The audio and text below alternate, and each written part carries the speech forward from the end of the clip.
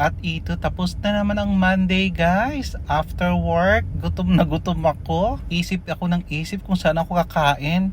Naku, naisip ko uli, guys, balik akong IKEA dahil nga nasarapan ako dun sa lemon curd cake. At ito nga, nag-dinner na ako, guys, and I ordered this lemon chicken pikat. Oh, pikat kayo dyan.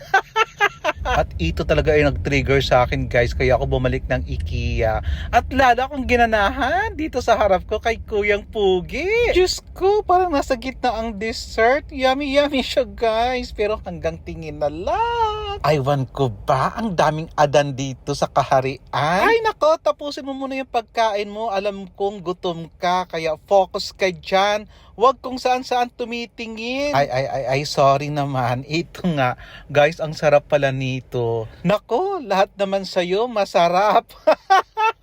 Oy guys, seryoso, basta pagkain, masarap talaga. At masarap naman talaga, or magana lang talaga akong kumain. Kaya hanggat maganda pa yung panlasa natin, guys, kain tayo ng kain. Ganon. Dahil pag dumating na yung panahon na hindi na maganda ang panlasa natin, paano na lang? O diba? At ito yung binalikan ko, guys. Hindi ko siya pinakawalan, umorder uli ako, at buti nga available siya today.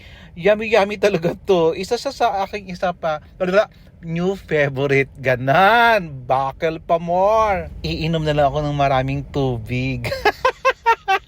Alam nyo na. Diyos ko, paano na yung diet ko? Paano na yung iniinom kong pampapayat? Ay nako. Sige lang, go lang ng go. Diet na lang ako bukas. Ay nako po. Ganun talaga, Rudy. Sino si Rudy?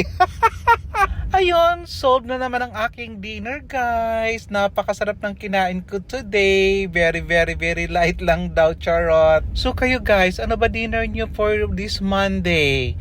Naku, bukas isip na naman tayo ng kakainin. Yun lang. Thanks for watching. Bye!